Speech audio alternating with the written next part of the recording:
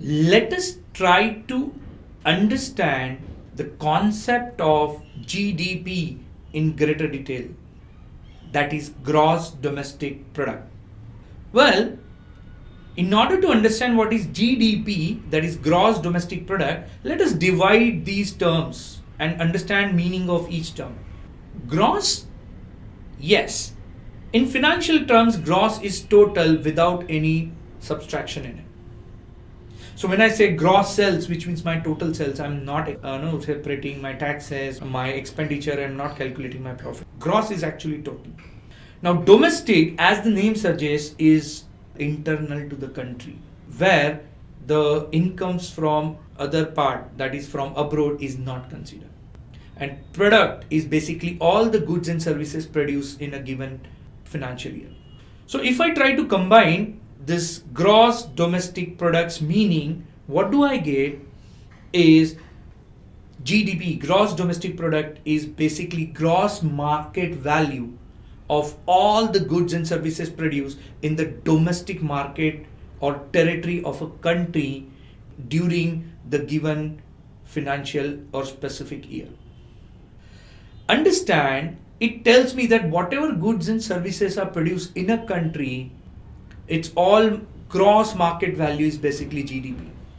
If I try to create a mathematical formula for GDP, it can be as simple as this, that GDP as C plus I plus G plus X minus M. Now let us try and understand this word's meaning. What is C? C is basically private consumption expenditure.